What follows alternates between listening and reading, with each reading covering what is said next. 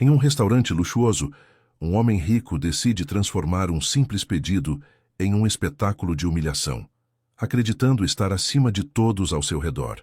Diante dele, uma garçonete aparentemente comum guarda um passado que ninguém ali poderia imaginar. O que começa como um jogo de poder rapidamente se transforma em um confronto silencioso, onde palavras valem mais do que dinheiro. E, em poucos minutos, uma única resposta vira à mesa e expõe verdades que ninguém estava preparado para enfrentar.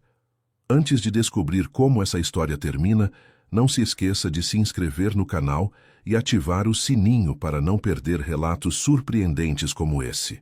A noite caía sobre o bairro dos Jardins, com aquela elegância silenciosa que só São Paulo sabe oferecer quando decide ser bela. As luzes âmbar dos postes se misturavam ao brilho das vitrines das boutiques, criando reflexos dourados na calçada molhada pela garoa que havia passado horas antes. Na Rua Augusta, entre lojas de grife e ateliês de arquitetura premiados, o Maison Verlaine se erguia discreto, como alguém que não precisa gritar para ser notado. A fachada de vidro, fumê e pedra calcária bege comunicava antes mesmo que qualquer palavra fosse dita que ali não se entrava sem reserva. E que reserva não bastava, era preciso ser esperado. Era preciso ser reconhecido. Do lado de dentro, o salão principal respirava em tom menor. Conversas contidas, talheres de prata que tocavam os pratos com delicadeza milimetrada, violino ao vivo discreto numa alcova ao fundo. Cada detalhe havia sido calculado por um designer suíço contratado especificamente para criar o que ele chamou de silêncio com textura. Os clientes pagavam caro por aquele silêncio, e o silêncio, por sua vez, criava a ilusão de que o mundo lá fora simplesmente não existia. Mara Cavalcanti existia naquele silêncio como se fosse parte do mobiliário.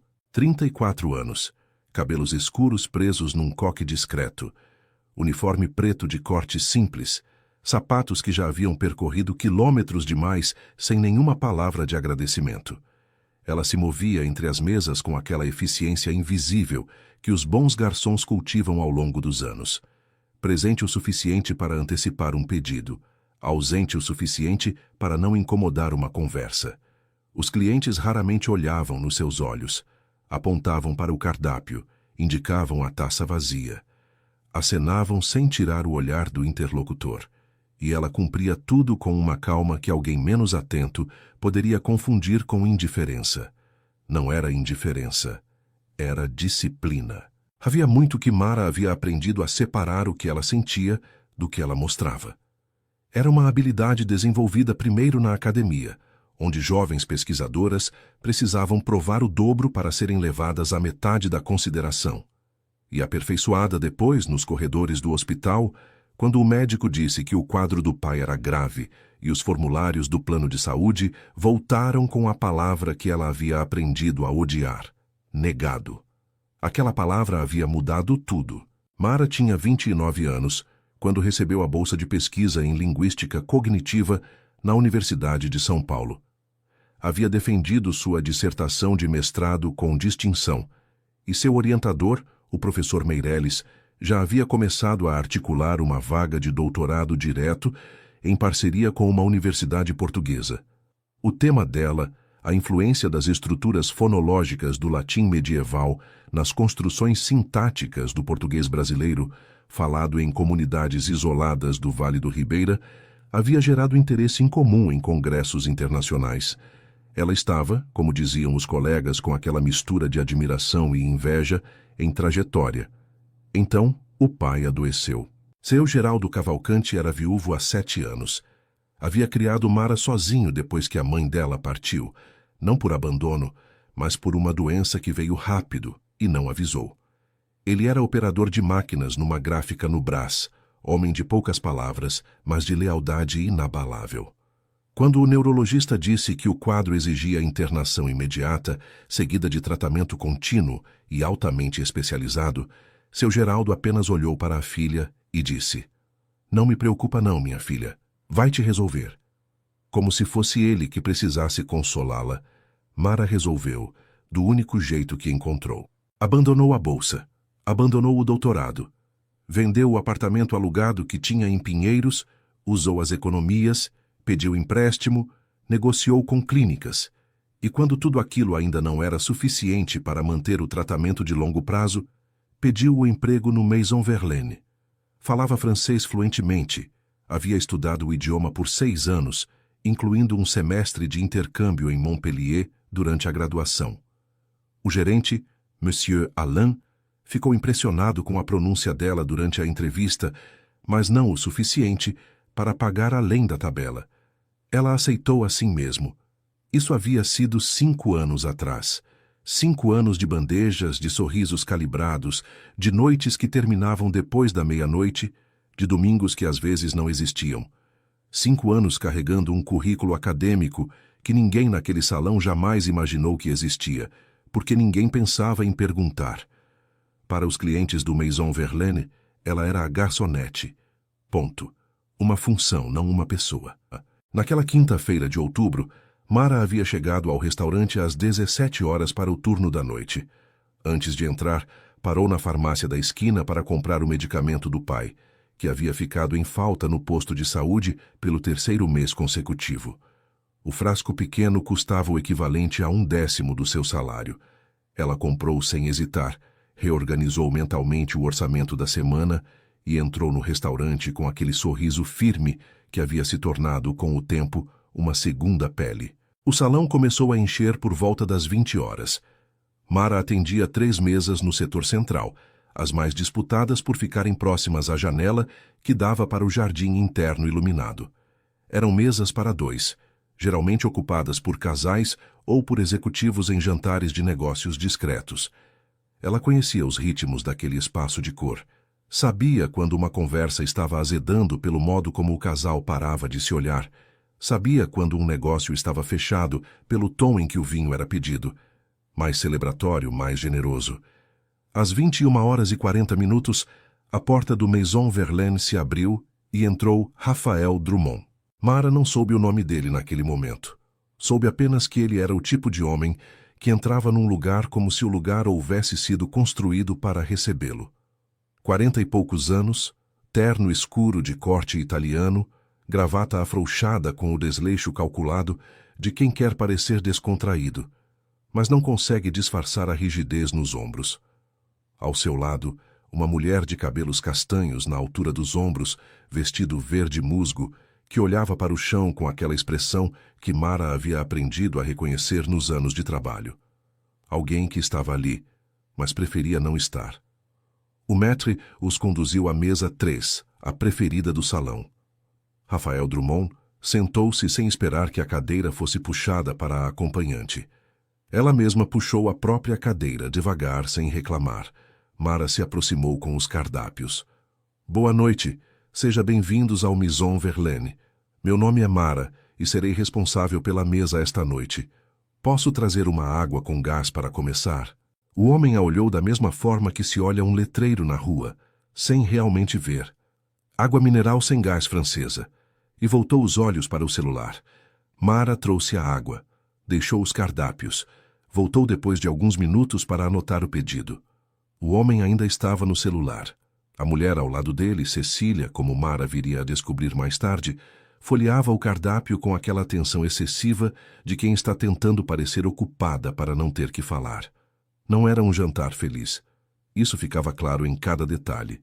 Mara anotou o pedido de Cecília, uma entrada de foie gras e o peixe ao molho de alcaparras, e se virou para Rafael. Foi nesse momento que ele finalmente baixou o celular. Olhou para ela com uma expressão que Mara conhecia bem. Era a expressão de alguém que está prestes a testar alguma coisa. Raphael Drummond dobrou o cardápio devagar, como quem encerra um assunto. Depositou-o sobre a mesa com aquele gesto que alguns homens usam para marcar território, um gesto pequeno, quase imperceptível, mas carregado de intenção. Então olhou para Mara com uma expressão que ela só conseguiria descrever se alguém lhe pedisse, como a de alguém que está prestes a dar uma aula. Je voudrais commencer avec le velouté de céleri rave, suivi du canard à l'orange avec une réduction de cassis, et pour accompagner le bordeaux que vous m'avez recommandé. Mais pas le premier que vous avez mentionné, celui-là était trop tannique pour ce plat. Ele falou devagar. com a entonação exagerada de quem imita um sotaque sem realmente tê-lo. As vogais arredondadas além do necessário, as consoantes fricativas forçadas com aquela afetação de quem aprendeu francês num curso intensivo de 3 meses e decidiu que isso era suficiente para impressionar garçonetes. Havia uma pausa deliberada antes de réduction de cassis, como se estivesse esperando que ela franzisse a testa. Cecília olhava para a toalha de mesa. Rafael esperava. E a espera tinha sabor de antecipação. Mara não piscou. Sustentou o olhar por um momento. Depois baixou a vista para o bloco de anotações, com aquele gesto profissional que ela havia cultivado como um escudo ao longo dos anos, e então respondeu: Bien sûr, monsieur. Permettez-moi tout de mes mots de vous signaler que le velouté de céleri rave ce soir est accompagné d'une émulsion de noisettes grillées, ce qui pourrait modifier l'harmonie avec votre choix de Bordeaux. Si vous préférez maintenir cette sélection, je vous suggère plutôt le Bourgogne que nous avons reçu cette semaine. Quant à votre formulation, je crois que vous souhaitiez dire une redução de cassis et non pas une réduction du cassis. La nuance est subtile, mais elle change le sens technique de la préparation. Silêncio. Não o silêncio elegante e calculado do salão. Outro silêncio. O silêncio de algo que parou no ar antes de cair. Rafael Drummond piscou uma vez. Depois outra. Havia nos seus olhos aquela fração de segundo em que o rosto ainda não recebeu ordens do orgulho ferido e mostra, por um instante fugaz, o que de fato está sentindo. Surpresa. Uma surpresa genuína que ele tentou encobrir imediatamente, mas que Mara viu. Ela sempre via esse tipo de coisa. Le Bordeaux convient très bien, ele disse, mais curto, mais seco. Comme vous le souhaitez, ela respondeu, e anotou. Enquanto se afastava em direção à copa, Mara sentiu 2 pares de olhos nas costas. Um era o de Rafael, que a seguia com aquela expressão de homem cujo cálculo deu errado e que ainda não decidiu o que fazer com isso. Outro era o de um cavalheiro sentado na mesa, 6 ao canto do salão, parcialmente encoberto por um arranjo de cravos brancos. Ele havia levantado os olhos do seu prato no exato momento em que ela respondera em francês. Não com a curiosidade espantada dos demais que haviam escutado, mas com algo diferente. Reconhecimento, talvez. Ou atenção real. Mara não deu importância. Tinha pedidos para entregar. A noite continuou. Ela serviu o velouté de Rafael, que foi recebido sem comentários. Trouxe o Bourgogne que havia sugerido a Cecília, que aceitou com um sorriso pequeno e genuíno, o primeiro desde que chegara. Serviu o canar. Encheu as taças. Manteve o ritmo. Mas algo havia mudado na mesa 3. Rafael Drummond havia recolhido o celular e agora bebia o vinho com a expressão de alguém calculando os próximos movimentos de uma partida. Cecília comia em silêncio, com aquele olhar distante de quem está presente no corpo, mas ausente em tudo o mais. De tempos em tempos, ele dizia algo em voz baixa, e ela respondia com monossílabos. Não era uma discussão. Era pior. Era a ausência de qualquer coisa que se parecesse com um diálogo real. Na mesa 6, o homem de cabelos grisalhos e terno cinza chumbo bebia um chablis com a deliberação de quem não tem pressa de nada. Estava sozinho, o que era incomum naquele tipo de restaurante numa quinta-feira à noite. Havia uma pasta de couro preta sobre a cadeira ao seu lado, mas não aberta, apenas depositada ali como quem chega com intenção de trabalhar, mas decide que o jantar não é o momento. Ele tinha, Mara estimou mentalmente, uns 55 anos. Rosto angular, expressão serena sem ser fria. O tipo de serenidade que não é ausência de intensidade, mas controle dela. Ela lhe trouxe à sobremesa uma ilha flotante, e ele a agradeceu com aquela inclinação de cabeça breve que as pessoas de verdadeira educação usam quando falam com alguém que a maioria das pessoas finge não ver. Você está indo muito bem esta noite, ele disse, em português, baixo, sem qualquer condescendência. Era a constatação simples de quem observou algo com atenção. Mara sorriu com profissionalismo. Obrigada, senhor. Posso trazer mais alguma coisa? Não, por enquanto. Obrigado. Ela se afastou. E enquanto se afastava, pensou que era curioso como algumas pessoas conseguiam dizer muito, com muito pouco, e outras diziam muito pouco com uma quantidade enorme de palavras. O problema aconteceu às 23h15. Rafael Drummond chamou Mara com um aceno brusco enquanto ela atendia à mesa ao lado. Ela pediu licença aos outros clientes e se aproximou. Ele havia terminado o jantar. O pratinho com a conta estava sobre a mesa, e Rafael, de pé, com o paletó no braço, tinha nos olhos uma expressão que ela não havia visto antes naquela noite. Não era mais a expressão do homem calculando.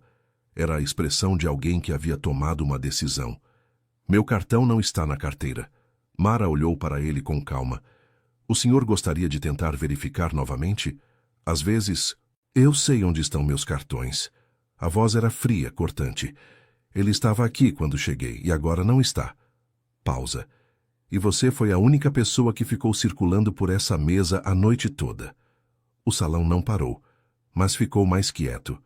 Aquele tipo de quietude que acontece quando as pessoas continuam fazendo o que estão fazendo, mas desligam uma parte da atenção para o que está acontecendo num ponto específico do espaço.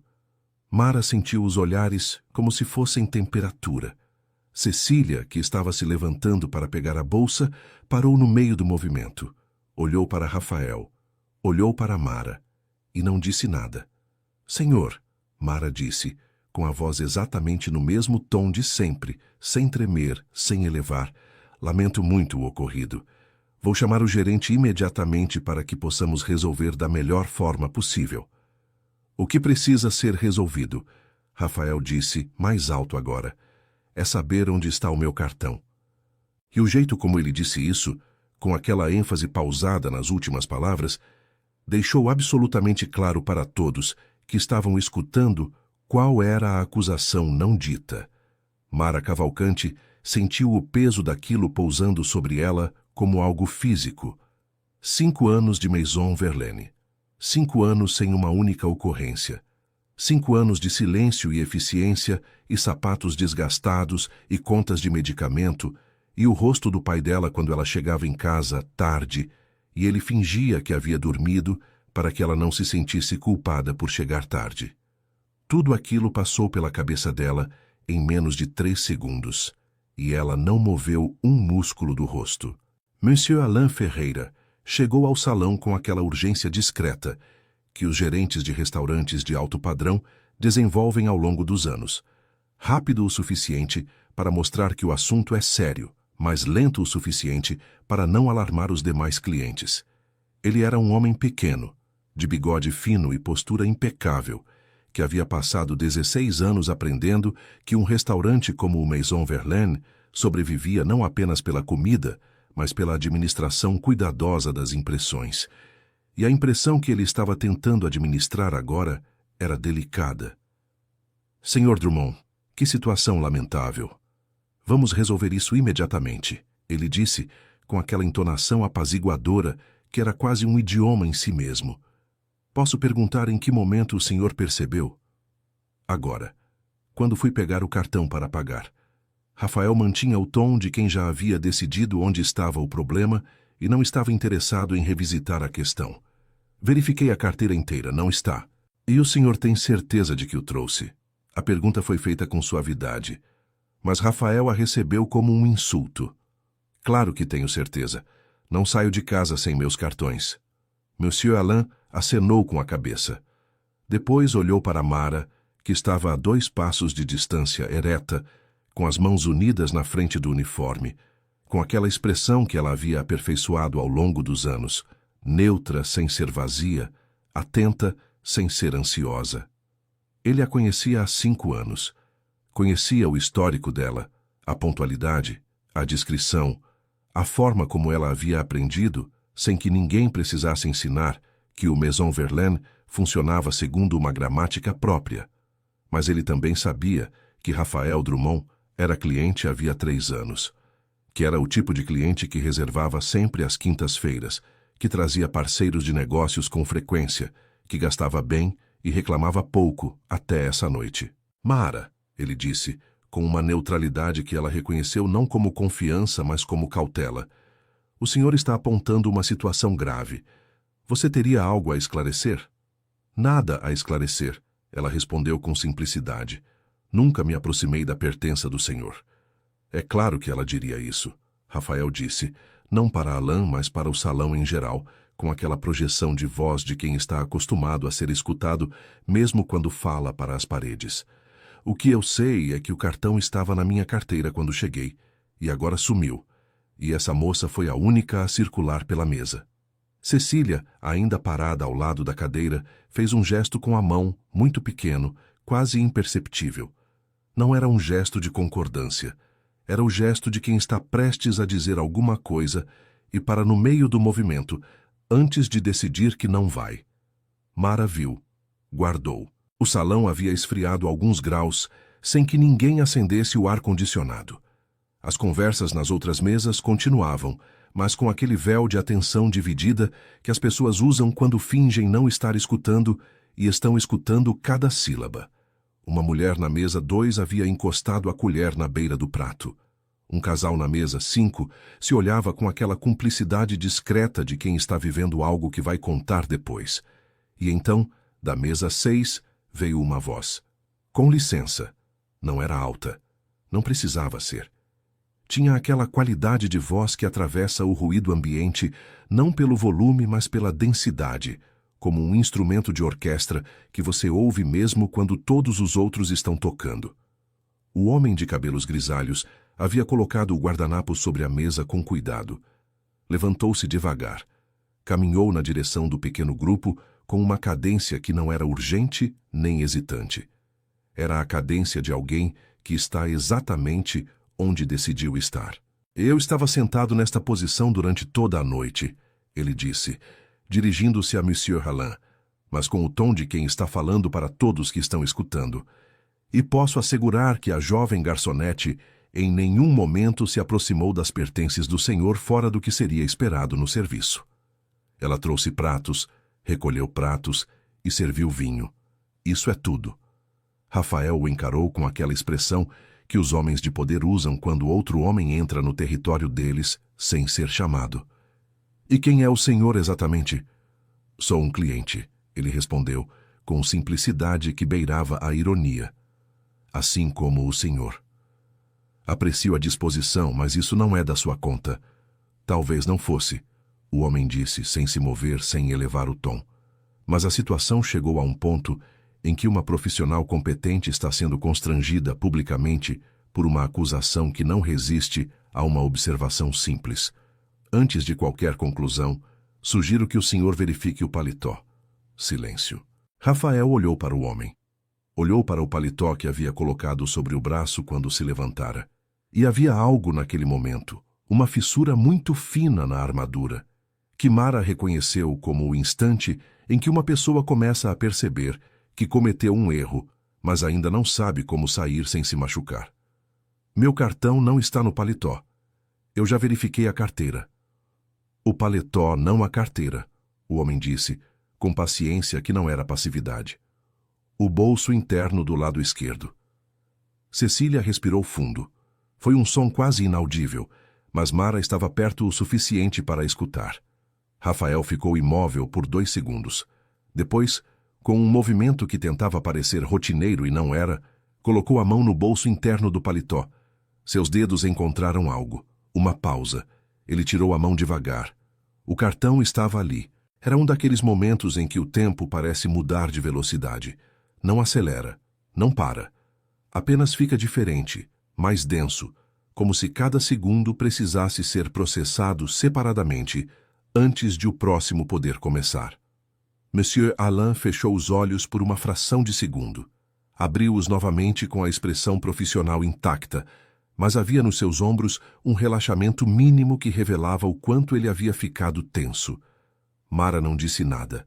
Não havia nada a dizer. A situação havia dito tudo por ela. Rafael Drummond olhou para o cartão na própria mão com a expressão de um homem que está calculando, em tempo real, qual seria a posição menos danosa a assumir. Havia raiva naquele olhar, mas não a raiva de antes, a raiva de alguém convicto. Era a raiva mais difícil de administrar, a raiva de quem sabe que errou e não tem para onde redirecionar. Deve ter caído aqui quando tirei o paletó, ele disse por fim. Ninguém na mesa concordou. Ninguém discordou. O silêncio foi a resposta mais eloquente possível. Cecília pegou sua bolsa. Olhou para Rafael com uma expressão que Mara só conseguiria descrever como a de alguém que está vendo com clareza algo que havia tentado não ver por muito tempo. Não havia drama naquele olhar. Havia apenas reconhecimento. Eu vou pagar a minha parte, Cecília disse, abrindo a carteira. Cecília, a minha parte, ela repetiu, com aquela firmeza suave que é às vezes mais definitiva do que qualquer grito. O homem de cabelos grisalhos voltou para a mesa 6 com o mesmo passo tranquilo com que havia se levantado. Sentou-se, pegou a taça de chablis, que ainda tinha um fundo de vinho, olhou para Mara, que ainda estava parada no mesmo lugar, e fez aquela inclinação de cabeça breve de antes, como se nada de extraordinário houvesse acontecido, quando, na verdade, tudo havia mudado. Mara respondeu com um aceno igualmente discreto, e depois foi buscar a maquininha para processar o pagamento de Cecília, enquanto o salão devagar, molécula por molécula, voltava a respirar normalmente. O Maison Verlaine fechou às 0h40. O último cliente a sair foi um casal da mesa 8, que havia pedido uma segunda garrafa de vinho branco por volta das 11h30, e depois ficado conversando com aquela despreocupação de quem não tem compromisso na manhã seguinte. Mara os acompanhou até a saída, desejou boa noite e então voltou para ajudar na organização final do salão. O homem da mesa 6 havia saído mais cedo. Havia pedido a conta por volta das 11h, pago com cartão, agradecido com aquele mesmo aceno breve de antes e ido embora com a pasta de couro preta sob o braço. Não havia dito mais nada para Mara, além do que já havia dito. Não havia feito nenhum gesto dramático. Simplesmente saiu, como quem conclui um assunto, sem precisar de ponto de exclamação. Ela ficou pensando nele enquanto recolhia os copos da mesa 6. Não era comum que alguém interviesse daquela forma, não num ambiente como aquele, onde a regra não escrita era que cada um cuidava do próprio jantar e da própria conversa, e muito menos da forma como ele o havia feito, sem confronto, sem elevação de voz, apenas com a força de uma observação precisa, colocada no momento exato. Havia algo naquela intervenção que parecia menos impulso e mais escolha deliberada. Monsieur Alain esperou até que os outros funcionários estivessem na copa, antes de se aproximar de Mara. Aquilo foi desconfortável, ele disse em voz baixa. Foi, ela concordou sem ornamentos. Ele ficou em silêncio por um momento, com aquela expressão de alguém organizando o que quer dizer antes de dizer. Você se saiu bem.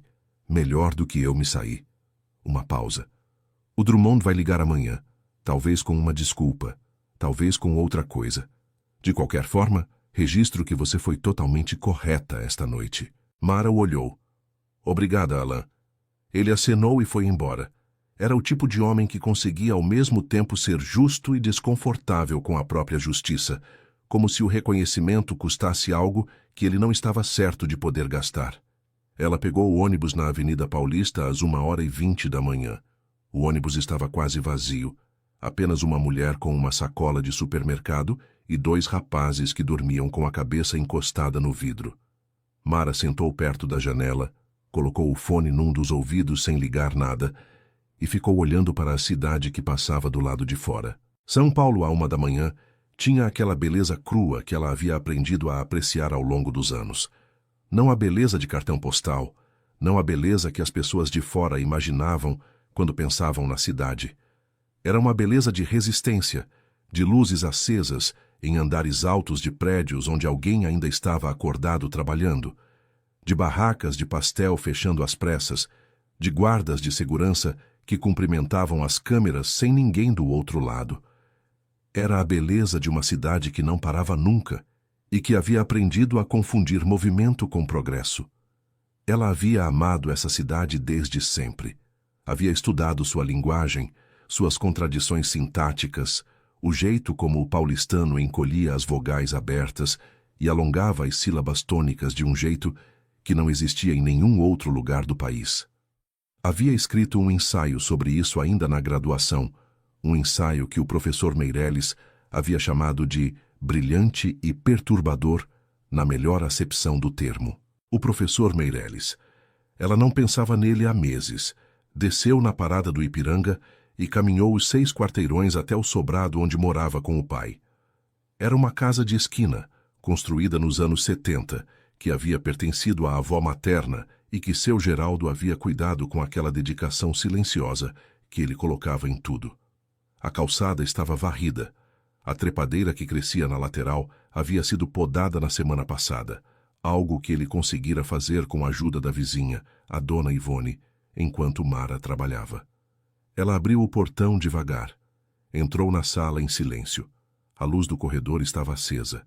Sempre ficava acesa, por ela, para quando ela chegasse. Era um acordo não dito entre eles. Uma forma de dizer: estou aqui, chegou bem, pode descansar. Ela foi até o quarto do pai. Entreabriu a porta com cuidado. Seu Geraldo dormia com aquela respiração pausada que o neurologista dizia ser um bom sinal, regular, sem esforço. O aparelho ao lado da cama piscava verde. Mara ficou olhando para ele por alguns segundos. Ele havia sido um homem de palavras simples e gestos sólidos. Ensinara Mara a andar de bicicleta num domingo de agosto, segurando o banco da bike sem dizer que havia soltado, deixando que ela descobrisse sozinha que já estava pedindo sem apoio. Havia ido a todas as apresentações escolares dela, a todas as defesas acadêmicas, sentando no fundo com o blazer de uma cor que combinava com o guardanapo do bolso, tentando parecer à vontade num ambiente que não era o dele. Havia aplaudido mais alto que todos quando ela defendeu o mestrado, e ela havia visto, naquele momento, que seus olhos estavam vermelhos. Agora ele dormia. E as palavras que ele havia pronunciado com tanta facilidade ao longo de toda a vida deles juntos haviam ficado presas em algum lugar entre o cérebro e a garganta, num coágulo de silêncio que o tratamento tentava, a passos lentos, dissolver. Mara fechou a porta com o mesmo cuidado com que havia aberto. Tinha coisas que precisava fazer antes de dormir. Verificar os medicamentos para o dia seguinte. Checar o e-mail de agendamento da próxima consulta com o fonoaudiólogo. Preparar a lista de compras para o sábado. Eram tarefas pequenas, mecânicas, que ela havia incorporado à rotina com a mesma naturalidade com que havia incorporado carregar bandejas e sorrir para clientes que não olhavam nos seus olhos. Mas antes de fazer qualquer uma delas, ela foi até a estante na sala e tirou um livro. Não por acaso. Foi direto ao que queria, como quem conhece o lugar exato de cada coisa. Era uma gramática histórica do português de João Ribeiro, edição antiga de capa desbotada, que havia pertencido ao professor Meireles e que ele lhe havia dado de presente quando ela defendeu o mestrado. Para não perder o fio, ele havia dito sorrindo. Ela abriu em qualquer página, leu 2 parágrafos, fechou. Havia uma frase que a havia acompanhado desde os tempos de academia. Uma frase que ela havia encontrado num artigo de linguística histórica e que havia sublinhado em vermelho porque a havia atingido de um jeito que não esperava. A frase dizia que uma língua não é apenas um sistema de comunicação, mas um sistema de sobrevivência. Que as pessoas carregam na forma como falam toda a história do que precisaram ser para continuar existindo. Ela havia pensado muito nessa frase ao longo dos últimos 5 anos. Deitou-se às 2 da manhã sem saber que naquela mesma hora, do outro lado da cidade, num apartamento de cobertura nos Jardins, o homem da mesa 6 abria o computador e digitava o nome dela. Mara Cavalcante, pesquisadora, linguística cognitiva, USP. As informações apareceram numa sequência que ele foi lendo com atenção crescente. A dissertação de mestrado, o artigo publicado num periódico português, a bolsa de pesquisa interrompida. Ele ficou olhando para a tela por um longo momento. Depois fechou o computador, apagou a luz da sala e foi dormir, com a expressão de alguém que acabou de encontrar algo que estava procurando sem saber exatamente o que era. Na sexta-feira seguinte, Rafael Drummond ligou para o Maison Verlaine às 18 horas. Monsieur Alain atendeu. A conversa durou 4 minutos. Mara estava no vestiário colocando o uniforme quando o gerente apareceu na porta, com aquela expressão que tentava ser neutra e não era completamente. Era o Drummond, ele disse. Imagino, ela respondeu, sem parar de ajustar o coque. Disse que estava ligando para esclarecer o ocorrido, que foi um momento de confusão, que lamenta qualquer mal-entendido. Alain parou. Não pediu desculpas exatamente, mas foi o mais próximo que alguém do perfil dele chega disso. Mara o olhou pelo espelho. E o que você respondeu? Agradeci pela ligação. Disse que o restaurante mantinha sua posição de total confiança nos funcionários. Uma pausa. E cancelei a reserva de quinta-feira da próxima semana que estava no nome dele. Ela ficou em silêncio por um momento. Depois assentiu devagar. Obrigada. Alain desapareceu. Mara ficou olhando para o próprio reflexo alguns segundos a mais do que o necessário. Havia algo de diferente no rosto dela naquela tarde, ou talvez fosse só o ângulo da luz. Ela não conseguia nomear o que era. Nos dias que se seguiram, a vida voltou ao seu ritmo habitual. O turno no Maison Verlaine, a farmácia, o ônibus, a trepadeira podada, a luz do corredor acesa, os medicamentos alinhados na bancada da cozinha, a consulta com o fonoaudiólogo na terça-feira, onde o especialista mostrou o gráfico de progresso do pai, com aquela contenção de entusiasmo de quem não quer criar expectativas desnecessárias, mas cujos olhos diziam que os números eram bons. O Sr. Geraldo está respondendo melhor do que a média de pacientes no mesmo estágio, o médico disse. O tratamento está funcionando. Precisamos de consistência. Consistência. Era a palavra que definia a vida de Mara havia anos. Consistência no trabalho. Consistência nos cuidados. Consistência na manutenção de uma estrutura que havia sido construída peça por peça, como um andaime que sustentava algo frágil. Na quinta-feira seguinte, ela chegou ao Maison Verlaine e encontrou um envelope em cima do seu armário no vestiário. Tinha o nome dela escrito à mão, com uma caligrafia firme e econômica. Dentro, um cartão de visita simples, fundo branco, letras pretas. O nome, Dr. Henrique Assunção. Abaixo, um cargo, diretor de projetos, Instituto Mater Linguae. E abaixo do cargo, apenas uma linha manuscrita. Se tiver interesse em conversar, ligue quando puder. Não há urgência. H.A. Ela virou o cartão. O verso estava em branco. Ficou olhando para ele por um momento. Mater Linguae. Conhecia o nome, todo pesquisador de linguística no Brasil conhecia o nome.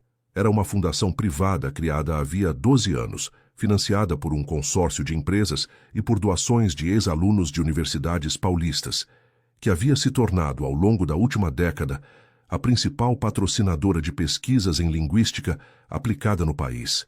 Havia publicado trabalhos que ela havia lido e relido durante o mestrado. Havia promovido bolsas que ela havia chegado a considerar antes de decidir que o doutorado direto pela USP era o caminho mais rápido para onde ela não havia chegado. Mara colocou o cartão no bolso do uniforme. Trabalhou o turno inteiro com ele ali, podendo senti-lo através do tecido a cada vez que se movia. Serviu 3 mesas. Recomendou o pato confitado para um casal em aniversário. Explicou a diferença entre 2 vinhos do Sul para um homem que estava claramente comprando informação para parecer entendido diante dos amigos. Sorriu, agradeceu, recolheu pratos e pensou, enquanto fazia tudo isso, no que significava aquele cartão. Não era simples. Nunca era simples quando aparecia uma abertura assim, depois de tanto tempo sem abertura nenhuma. Havia muitas perguntas que um cartão daqueles gerava, e Mara as organizou mentalmente com aquele hábito analítico que era tão constitutivo da sua forma de pensar quanto a própria respiração. Quem era o Dr. Henrique Assunção e como havia chegado ao seu nome? O que era exatamente o projeto do Instituto e o que ele esperava de uma conversa? E mais importante, o que aconteceria com o pai enquanto ela navegava por aquela possibilidade? Chegou em casa à 1h30 da manhã. Seu Geraldo estava acordado, o que era incomum. Estava sentado na poltrona da sala, com a televisão muda, olhando para a janela. Quando Mara entrou, ele virou o rosto devagar, e nos seus olhos havia aquela presença que às vezes aparecia e que o médico chamava de janelas, momentos em que a névoa que envolvia a comunicação se abria por alguns instantes e ele estava lá inteiro, do jeito que sempre havia sido. Pai, ela disse baixinho. Ele abriu a boca. Fechou. Abriu novamente. Havia um esforço visível naquele movimento, como alguém empurrando uma porta que está grudada. E então, saiu, pequeno, rouco, mas inconfundível. Minha filha. Mara parou no meio da sala. 2 sílabas. Ele havia dito apenas 2 sílabas, mas havia meses que não dizia nada além de sons sem contorno, vocalizações que o fonoaudiólogo identificava como tentativas de articulação, mas que não chegavam a ser palavras reconhecíveis. E agora, ele havia dito 2 sílabas nítidas, no tom exato que ela havia escutado a vida inteira. Ela foi até ele.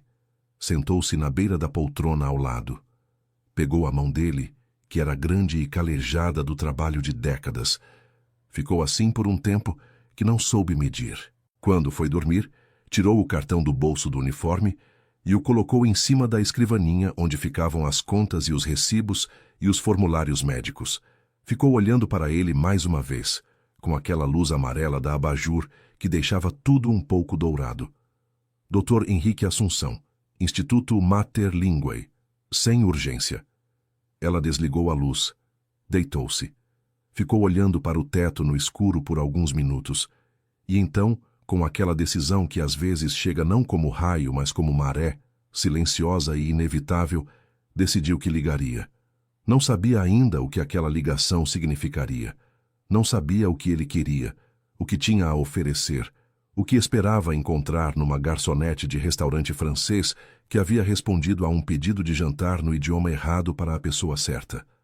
Mas havia aprendido, ao longo dos últimos 5 anos, que as oportunidades que apareciam sem alarme eram exatamente as que precisavam de mais atenção, não menos. Dormiu com essa certeza, e foi o suficiente para aquela noite.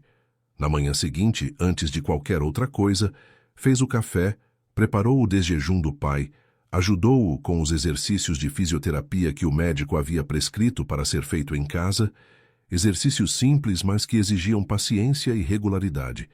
Seu Geraldo colaborava com aquela determinação quieta, que era talvez a característica mais marcante do seu caráter. Não reclamava, não dramatizava, fazia o que precisava ser feito com a seriedade de quem entende que recuperação não é um evento, mas um processo, e que processos exigem disciplina. Ela o observava durante esses momentos, com uma mistura de sentimentos que nunca havia conseguido nomear completamente. Havia orgulho, havia amor, havia aquela espécie de dor suave que acompanha o cuidar de alguém que antes cuidava de você.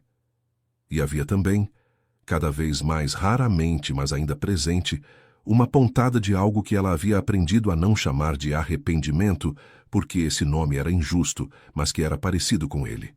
A consciência de um caminho que havia ficado para trás. Às 10 da manhã, enquanto o pai assistia ao noticiário com o volume baixo, Mara foi para o quarto, pegou o cartão da escrivaninha e discou o número. O telefone chamou 2 vezes. Na terceira, uma voz atendeu, masculina, calma, sem a afobação de quem espera uma ligação importante e precisa demonstrá-la. Assunção. Doutor Henrique, Mara disse. Meu nome é Mara Cavalcante. Recebi seu cartão no... Sei quem você é, ele disse sem brusquidão. Agradeço por ligar. Imaginei que levaria alguns dias. Ela ficou em silêncio por um instante. Alguns dias foi o que levou. Havia naquele intercâmbio breve algo que ela reconheceu como o início de uma conversa entre 2 pessoas que se acostumaram a pesar as palavras antes de usá-las. Uma cadência diferente da que ela estava habituada no salão do restaurante, onde cada frase tinha uma função imediata e prática. Eu gostaria de te convidar para um café, ele disse, não para fazer uma proposta formal, apenas para conversar. Você estaria disponível algum dia esta semana? Mara calculou mentalmente o horário do turno, a consulta do pai, o dia de compras. Quarta-feira de manhã. Perfeito. Você conhece o café do Instituto de Estudos Avançados, na USP? Ela conhecia. Havia tomado café ali dezenas de vezes durante o mestrado, numa mesa específica, perto da janela que dava para o jardim de ipês. Conheço, ela disse. 10 horas? 10 horas. Desligou. Ficou com o telefone na mão por alguns segundos, olhando para o cartão que havia deixado sobre a cama. Depois o colocou de volta na escrivaninha. Foi para a sala, sentou-se ao lado do pai e assistiu ao noticiário com ele até a hora do almoço. Na quarta-feira, acordou mais cedo do que o necessário. Preparou o pai, organizou os medicamentos, deixou a lista de instruções do dia para a dona Ivone, que havia concordado em ficar com ele pela manhã em troca de uma ajuda com as compras da semana, um arranjo que haviam estabelecido há 2 anos e que funcionava com a eficiência das coisas nascidas de necessidade mútua. Pegou o metrô na Estação Brás, fez baldeação no Paraíso, desceu na Butantã e caminhou até o campus. São Paulo, na manhã de quarta, tinha um ritmo diferente das outras manhãs. Havia menos pressa do que segunda, menos resignação do que terça, uma espécie de equilíbrio provisório que as pessoas usavam para se convencer de que a semana estava sob controle. No campus da USP, esse ritmo ficava ainda mais suave, substituído por aquela cadência peculiar das universidades, que é ao mesmo tempo urgente e circular, cheia de pessoas que estão indo a algum lugar, mas que também, de certa forma, estão sempre voltando ao mesmo ponto. Mara chegou com 10 minutos de antecedência, pediu um café simples e esperou à mesa perto da janela. Não a que ficava de frente para os IPs, essa estava ocupada por 2 estudantes com laptops. Foi para a seguinte, que ficava levemente deslocada, de onde se via tanto o jardim quanto a entrada do café. Henrique Assunção chegou exatamente às 10 horas. Usava um casaco de lã cinza sobre uma camisa branca, sem gravata, sem a pasta de couro. Tinha a expressão de alguém que havia decidido que aquele encontro era uma conversa e não uma reunião, e havia se vestido de acordo. Viu Mara, acenou brevemente, pediu um café ao balcão e veio sentar-se. "Obrigado por vir", ele disse. "O ônus é meu", ela respondeu. "Estou curiosa." Ele sorriu. Era um sorriso contido, que não tentava preencher mais espaço do que o necessário. "Direta. Bom, então vou ser direto também." Envolveu a xícara com as mãos. "Eu estava no Maison Verlaine na semana passada por acaso. Havia marcado um jantar com um sócio que cancelou na última hora, mas eu já estava nos jardins e decidi jantar assim mesmo. Não esperava testemunhar nada de particular." Mara esperou, mas o que aconteceu naquela noite me deixou pensando. Não apenas o incidente com o cartão, isso foi o menos interessante. O que me chamou a atenção foi a forma como você respondeu ao francês do Drummond. Ele parou. Você não apenas respondeu. Você fez uma distinção técnica entre o uso do artigo definido e do artigo partitivo numa construção culinária específica. Isso não é conhecimento de nível conversacional. Isso é formação. Mara sustentou o olhar. "É formação", ela confirmou. "Eu pesquisei seu nome depois", ele disse, sem se desculpar pela informação, apenas colocando-a na mesa como um fato. "Vi a dissertação. Vi o artigo no periódico Lusitano. Vi a bolsa interrompida." Uma pausa. "Sei que não é da minha conta o motivo pelo qual você parou, mas eu precisava entender quem era a pessoa que havia feito aquela distinção numa quinta-feira à noite entre um prato de entrada e uma sobremesa." "E agora que sabe?" ela perguntou. "Agora quero te contar sobre o projeto." Ele inclinou-se levemente para a frente. O Instituto Mater Linguae está desenvolvendo há 3 anos um mapeamento linguístico de comunidades de fala isolada no interior do estado de São Paulo. Especificamente, comunidades caipiras remanescentes no Vale do Ribeira e no entorno do Pontal do Paranapanema. O objetivo é documentar estruturas fonológicas e sintáticas antes que a urbanização e a mídia as absorvam completamente. Parou. "Você deve estar percebendo a sobreposição." Mara estava percebendo havia 30 segundos. O Vale do Ribeira. Aquela era exatamente a região que ela havia proposto como campo de pesquisa na bolsa de doutorado que nunca chegou a iniciar. A coincidência era tão precisa que por um instante ela sentiu aquela vertigem suave de quem vê uma linha que havia imaginado cruzada retornar ao horizonte. "Quem conduz o mapeamento?" ela perguntou. "Uma equipe de 3 pesquisadores, mas perdemos a coordenadora há 2 meses. Ela aceitou uma vaga permanente na Unicamp, o que era uma oportunidade que ela não poderia recusar."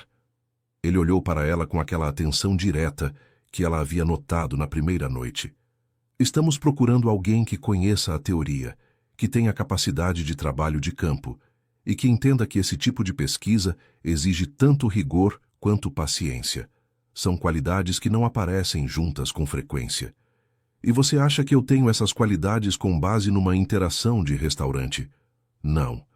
Ele sacudiu levemente a cabeça. Tenho com base na dissertação de mestrado, que li na íntegra na quinta-feira à noite. A interação do restaurante foi o que me levou a procurar o nome. Silêncio.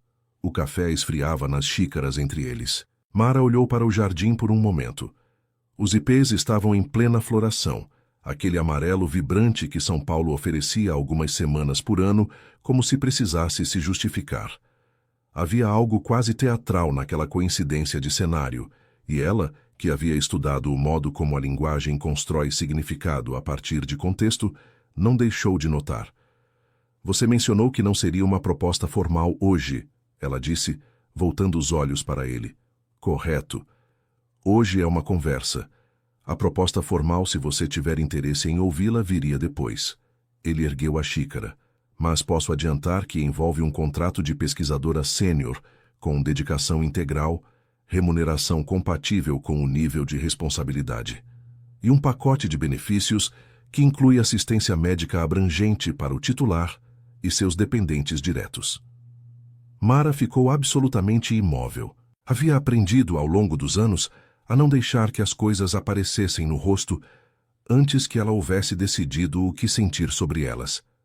Mas aquela última frase chegou num ponto que ela havia treinado menos, o ponto onde a disciplina e o alívio se encontram, e ela sentiu por um segundo muito breve os olhos arderem. Piscou, respirou, manteve a expressão. Posso pensar? Ela disse. Claro, ele respondeu.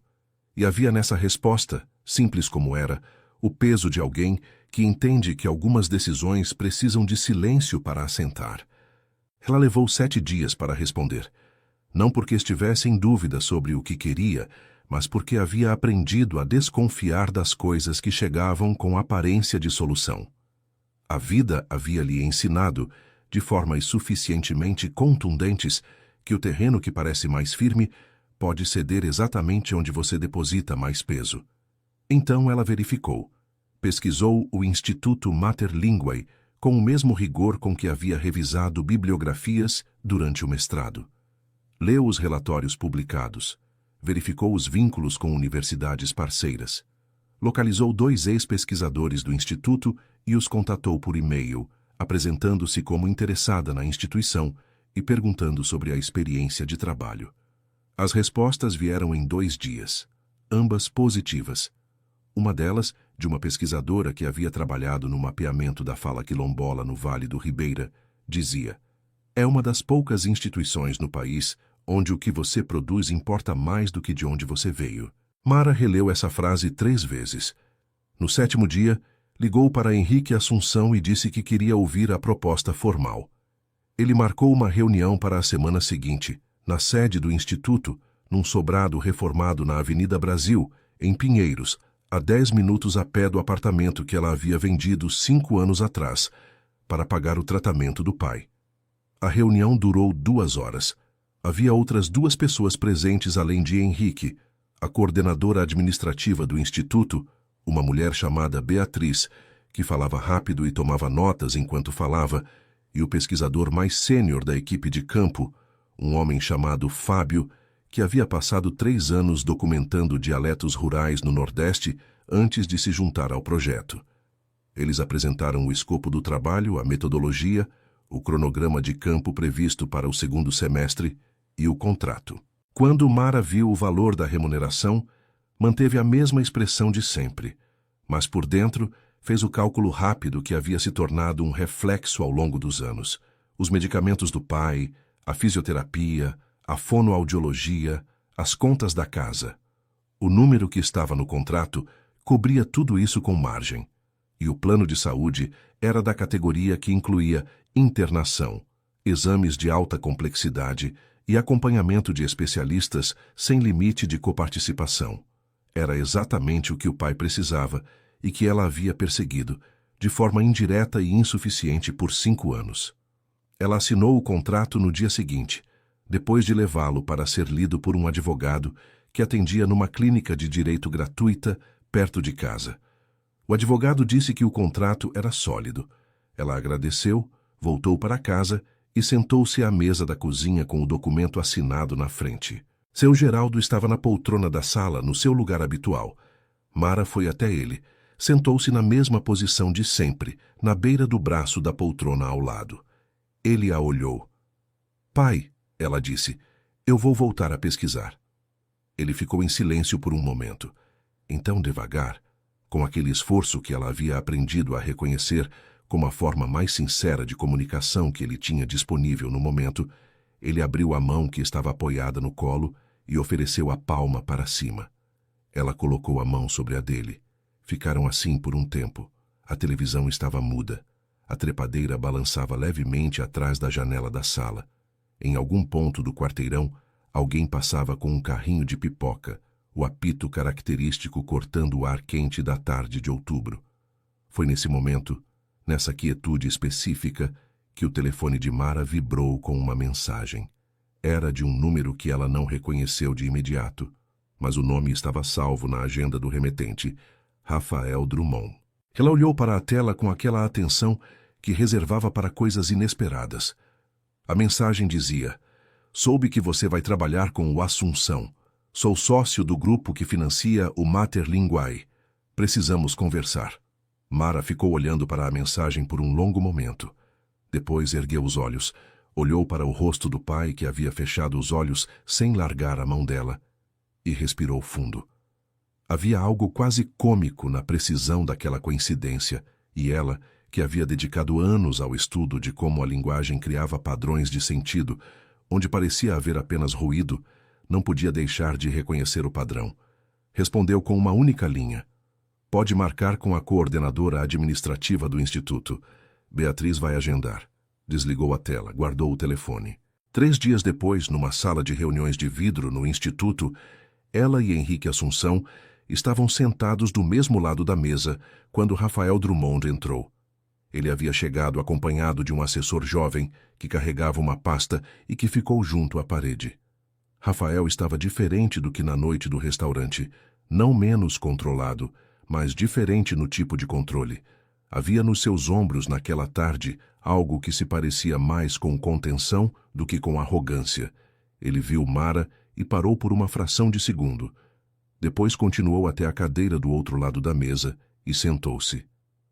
"Drummond?" Henrique disse, com aquela cordialidade que não precisa de sorrisos para existir. "Você conhece a doutora Mara Cavalcante, nossa nova coordenadora de pesquisa de campo?" "Já nos encontramos", Rafael disse, seco. "Já", Mara confirmou, com o mesmo tom de sempre. Houve uma pausa que durou exatamente o tempo necessário para que todos na sala compreendessem o que estava sendo dito, sem que ninguém precisasse dizê-lo. Rafael abriu a pasta que o assessor havia colocado sobre a mesa. "Vim para a reunião de revisão do aporte financeiro do 2º semestre." Olhou para os documentos. Depois ergueu os olhos para Mara e, nesse olhar, havia algo que ela não havia visto na noite do restaurante. Algo que não era exatamente arrependimento, mas que era vizinho dele. "O grupo aprova a continuidade do financiamento integralmente." "Ótimo", Henrique disse. A reunião durou 40 minutos. Foi técnica, objetiva, sem desvios. Rafael apresentou os números, Henrique respondeu com o relatório de progresso. Mara fez 3 perguntas sobre o cronograma de campo que o assessor anotou. No final, quando todos estavam se levantando, Rafael ficou um instante mais do que o necessário junto à cadeira. "Você fez uma distinção correta naquela noite", ele disse baixo, sem olhar para Henrique, apenas para ela. "A réduction de Cassis. Eu havia estudado francês o suficiente para me sentir seguro, mas não o suficiente para realmente saber." Mara o olhou. Não havia triunfo naquele momento. Nunca havia sido sobre triunfo. "A distinção não muda o sabor do prato", ela disse com simplicidade, "mas muda o que você está dizendo sobre ele." Ele ficou em silêncio por um segundo. Depois, fez aquela inclinação de cabeça breve que, vinda dele naquele contexto, significava mais do que qualquer outra coisa que ele poderia ter dito. Saiu. O assessor o seguiu. Henrique olhou para Mara com uma expressão que ela estava começando a aprender a ler. Você sabia que ele era sócio do grupo financiador? Não, ela disse, mas não teria mudado nada. Ele assentiu devagar. Eu sei. Pausa. É por isso que você está aqui. Mara saiu do instituto às 4 da tarde. Caminhou pela Avenida Brasil em direção ao metrô, com aquela mesma cadência de sempre, os sapatos no asfalto, a bolsa no ombro, a cidade ao redor fazendo o que sempre fazia. Mas havia algo diferente naquela caminhada, algo que ela levou alguns passos para identificar. Era leveza. Não a leveza de quem não carrega nada, mas a leveza diferente, a de quem carrega o mesmo peso de sempre e percebe que seus ombros finalmente são suficientes para ele. Era uma sensação antiga que ela havia esquecido o nome. Só ao entrar no metrô, se acomodando no banco de plástico azul com a cidade desaparecendo sob o chão, ela encontrou a palavra exata. Esperança. Era isso. Esperança com estrutura, com contrato assinado, com data de início. O tipo que não pede permissão para existir. O primeiro dia de trabalho no Instituto Mater Linguae caiu numa segunda-feira de novembro, quando São Paulo ainda estava calibrando entre o calor que queria vir e a chuva que ainda hesitava. Mara chegou às 9 horas, meia hora antes do combinado, o que era um hábito que ela nunca havia conseguido abandonar e que havia deixado de tentar. Beatriz a recebeu com um café e uma pasta de documentos. Fábio a recebeu com um aperto de mão firme e um mapa desdobrado sobre a mesa, já coberto de anotações e marcações em 3 cores diferentes. Henrique chegou às 10 menos 5. Deixou uma frase de boas-vindas que era ao mesmo tempo cordial e objetiva, e foi para a sala dele resolver um assunto que havia chegado por e-mail. Era um ambiente que funcionava com a eficiência tranquila dos lugares onde as pessoas gostam do que fazem. Mara sentou-se à mesa que havia sido preparada para ela e ficou olhando para os arquivos que Beatriz havia deixado. Eram os registros de campo do trabalho feito nos 2 anos anteriores. Transcrições fonéticas, gravações de áudio catalogadas, entrevistas com falantes idosos de comunidades do Vale do Ribeira. Ela abriu o primeiro arquivo e lembrou de tudo. Não de forma dramática, não como um filme que recomeça do início, mas como um músico que pega o instrumento depois de anos e percebe que as mãos ainda sabem o que a cabeça esqueceu. Os símbolos do alfabeto fonético internacional, que ela havia decorado durante a graduação como se fossem um segundo alfabeto, voltaram com uma naturalidade que a surpreendeu. A estrutura das transcrições, a forma de marcar a sílaba tônica, o sistema de notação para as fricativas sonoras que o caipira do interior de São Paulo produzia, de uma forma levemente diferente do que o padrão urbano, tudo estava lá intacto, esperando. Ela trabalhou a manhã inteira sem levantar da mesa. Às 12h30, Fábio bateu na porta da sala e disse que iam almoçar, se ela queria ir junto. Ela foi. Sentaram numa padaria na esquina, Beatriz, Fábio e ela, e comeram coxinha e pastel de queijo com aquela descontração de colegas que ainda estão se conhecendo, mas já sabem que vão se entender. Fábio contou sobre o campo, as estradas de terra do Vale do Ribeira em época de chuva, os gravadores que paravam de funcionar na umidade, os falantes que desconfiavam do microfone, mas contavam histórias inteiras assim que ele guardava o equipamento. A melhor gravação que já fiz, ele disse, mordendo o pastel. Foi uma senhora de 83 anos que me contou a lenda da mula sem cabeça, numa variante que eu nunca havia visto registrada em nenhum lugar. Mas eu estava com a bateria do gravador no 0, então tive que fazer a notação fonética na mão, enquanto ela falava, tentando não perder o ritmo dela. Conseguiu? Mara perguntou. Umas 70% das ocorrências fonêmicas relevantes. Ele fez uma careta de arrependimento. As outras 30% ficaram com ela. Beatriz riu. Mara também, com aquele riso que vem de um lugar autêntico e não de obrigação social. Voltaram ao instituto. Mara passou a tarde organizando o cronograma de campo para o semestre seguinte, com base nos arquivos e nos mapas. Às 5 da tarde, Henrique parou na porta da sala dela. Como foi o primeiro dia? Ela ergueu os olhos. Bem. Melhor do que eu esperava e eu esperava bem. Ele sorriu com aquela contenção característica. Há algo que quero te contar. Não mudaria nada, e eu sei disso, mas acho que você merece saber. Entrou na sala.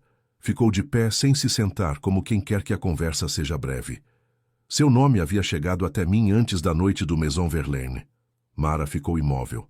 Eu era um dos avaliadores externos da sua proposta de doutorado em 2020, a bolsa que você não chegou a iniciar. Ele olhou para ela com aquela atenção direta que ela já havia aprendido a reconhecer. Sua proposta foi aprovada por unanimidade. Quando você comunicou a desistência, o comitê ficou... Ele parou escolhendo a palavra. Desapontado é insuficiente. Ficamos sem entender. A carta que você enviou era clara, mas os motivos que você apresentou eram genéricos. Ninguém sabia o que havia acontecido. Mara sustentou o olhar. Eram motivos pessoais. Eu sei disso agora. Pausa. Quando te vi no restaurante e você respondeu ao Drummond da forma que respondeu, não liguei o nome imediatamente. Mas havia algo na forma como você se posicionou, a distinção técnica, a precisão, a calma, que me soou familiar de uma forma que eu não conseguia nomear. Foi só quando pesquisei o nome que entendi de onde vinha essa familiaridade. Silêncio. A luz da tarde entrava pela janela da sala com aquele ângulo dourado que acontecia em novembro, quando o sol ficava mais baixo no horizonte e transformava qualquer superfície comum em algo que parecia pintado. Você estava procurando a coordenadora de pesquisa antes de me ver no restaurante? Ela perguntou. Estávamos procurando há 2 meses. Mas a coincidência foi real, se é isso que você está perguntando. Ele cruzou os braços levemente. Não orquestrei nada. Estava jantando sozinho porque o sócio cancelou. Vi o que aconteceu. Pesquisei o nome. E entendi que a pessoa que havia saído da pesquisa 5 anos atrás, por razões que nunca ficaram claras, ainda tinha tudo o que havia me impressionado na proposta original. Mais 5 anos de algo que a academia raramente oferece. O que é? Realidade, ele disse simplesmente. Contato com o mundo fora dos livros, que é, curiosamente, o único lugar onde a linguagem de fato existe. Mara ficou em silêncio por um momento. Havia algo naquela revelação que era ao mesmo tempo surpreendente e não surpreendente. Como quando você encontra a resposta de um problema e percebe que já havia passado perto dela várias vezes sem reconhecê-la. Você disse que não mudaria nada. Ela disse por fim. Não mudaria, ele confirmou. Você assinou o contrato porque verificou a instituição, porque consultou ex-pesquisadores, porque leu os relatórios, não porque eu a convenci. Fez aquela inclinação de cabeça breve. A decisão foi sua. Isso é o que importa. Ele saiu. Mara ficou olhando para o cronograma na tela do computador. Depois olhou para a janela, para a luz que estava mudando de cor à medida que a tarde avançava. Pensou no pai em casa, na mão grande e calejada oferecida com a palma para cima. Pensou no cartão de visitas que havia ficado 3 dias na escrivaninha antes de ela pegar o telefone. Pensou na noite do restaurante, no francês exagerado de Raphael Drummond, na forma como ela havia respondido sem pensar, por puro reflexo de anos de estudo que nunca haviam ido a lugar nenhum apenas esperado. Havia uma teoria linguística que ela havia lido durante o mestrado, num artigo de um pesquisador dinamarquês, que dizia que o conhecimento incorporado, aquele que o corpo aprende antes que a mente processe, nunca se apaga completamente. Ele pode ficar em silêncio, mas silêncio não é ausência. É latência. Ela havia ficado em silêncio por 5 anos. E então, numa quinta-feira à noite, num restaurante dos Jardins, o silêncio havia terminado. Não com um grito, não com uma proclamação, com uma frase, com uma distinção gramatical numa língua que ela havia aprendido por amor ao conhecimento e que havia carregado como alguém carrega um objeto precioso numa travessia longa, sem saber exatamente para que vai precisar dele, mas incapaz de abandoná-lo no caminho. O idioma certo, dito no momento certo, tinha sido o suficiente. Às vezes é isso. Às vezes basta uma resposta, uma frase, Uma escolha de não se calar quando seria mais fácil se calar. Mara apagou o monitor, levantou-se, pegou a bolsa.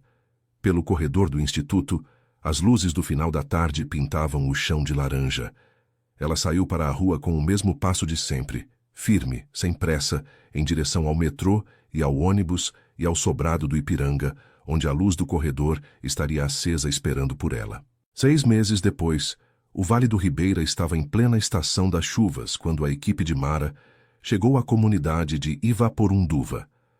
Era uma manhã de abril, o céu baixo e pesado sobre o Ribeira de Iguape, o cheiro de terra molhada misturado com o da fumaça das casas que ainda cozinhavam a lenha. Fábio dirigia a Hilux branca do instituto por uma estrada de terra que, em alguns trechos, era mais rio do que estrada, enquanto Mara ia no banco do passageiro com o caderno de campo no colo e os fones de ouvido no pescoço, escutando as gravações da sessão anterior. Ela havia mudado de formas que eram visíveis para quem a conhecia e invisíveis para quem não a conhecia.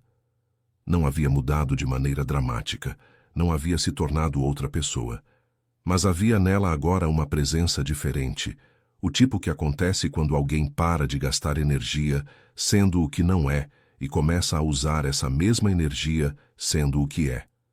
Era sutil, era consistente, era real. O trabalho de campo era exatamente como Fábio havia descrito. Difícil, impreciso, cheio de momentos em que o equipamento falhava e o que restava era a anotação manual e a memória. Mas era também exatamente como ela havia imaginado durante os anos de pesquisa teórica. Vivo. As pessoas que eles entrevistavam não eram fontes de dados abstratos. Eram pessoas com nomes, histórias, formas particulares de construir uma frase que carregavam séculos de adaptação e sobrevivência. Cada sessão de gravação era, ao mesmo tempo, um registro científico e um ato de preservação de algo que o tempo estava, devagar, engolindo. Ela havia apresentado o primeiro relatório parcial ao Instituto em março. Henrique havia lido em silêncio por 20 minutos enquanto ela esperava do outro lado da mesa, e depois havia fechado o documento e dito apenas: "Continua." Era o elogio mais preciso que ela havia recebido em anos. Seu Geraldo havia iniciado a nova fase do tratamento com o plano de saúde do Instituto em janeiro. O neurologista havia ajustado a medicação, incluindo uma nova abordagem terapêutica que até então estava fora do alcance financeiro deles. Em março, durante uma sessão de fonoaudiologia, ele havia dito o nome da filha de forma espontânea, sem estímulo do terapeuta. O especialista havia documentado.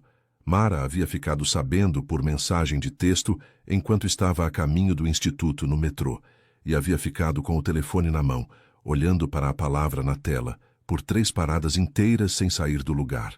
Mara, apenas seu nome, mas com toda a extensão de um vocabulário inteiro por trás. Nas semanas seguintes, as palavras do pai foram voltando devagar, uma por vez, como quem atravessa uma ponte estreita e testa cada tábua antes de colocar o peso. Café foi a segunda. Bom dia foi a terceira, dita numa manhã de sábado, quando Mara entrou no quarto com a bandeja do de jejum, e ele estava olhando para a janela com aquela expressão de alguém que voltou de uma viagem longa e está aprendendo de novo os contornos do lugar familiar.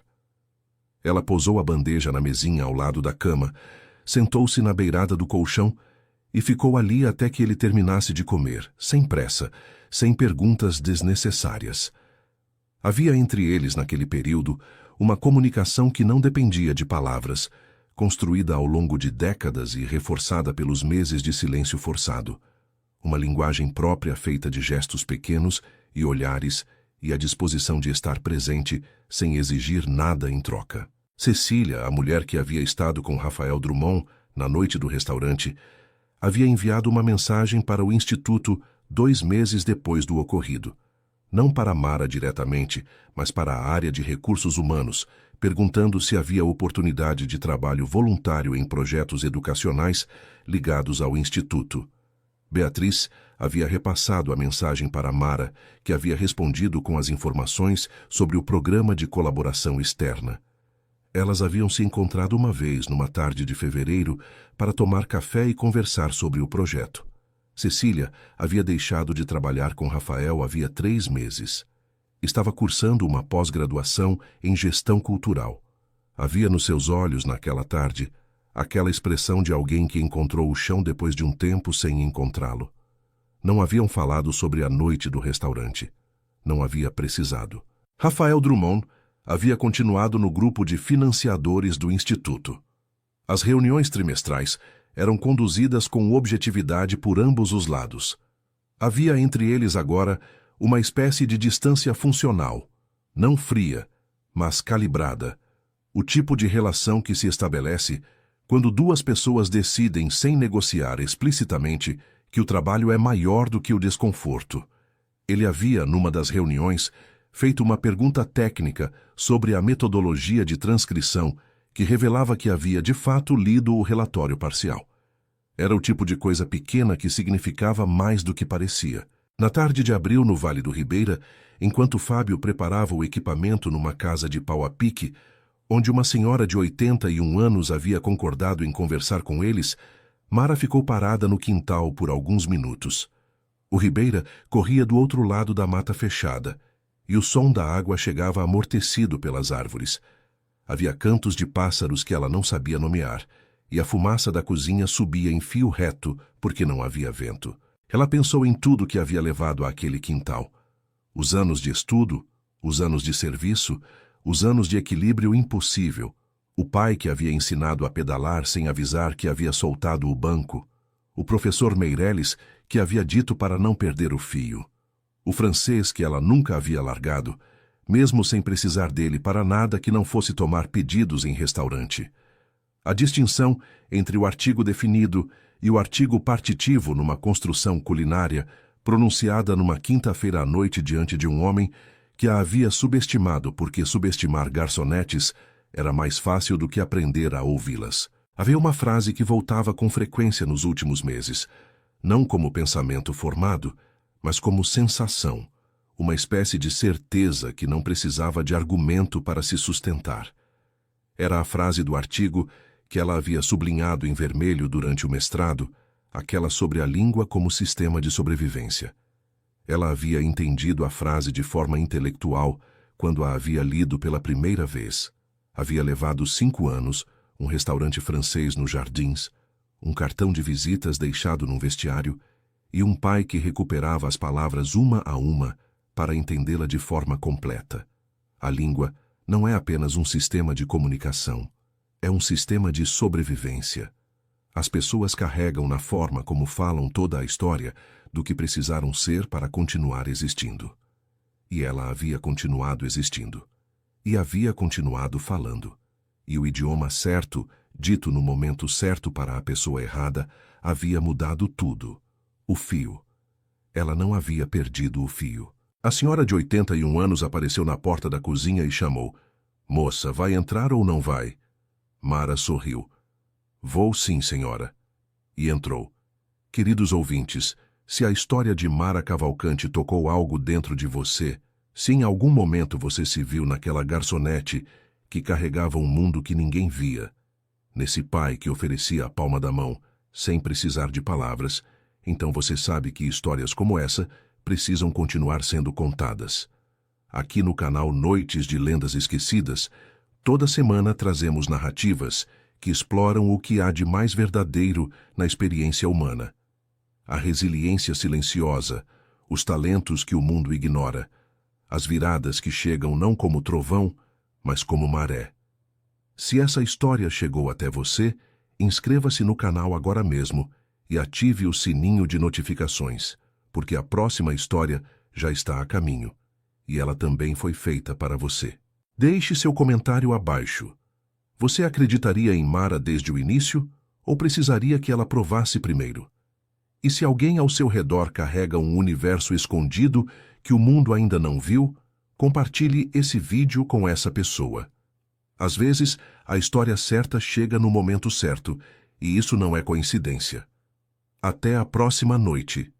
Fim da história.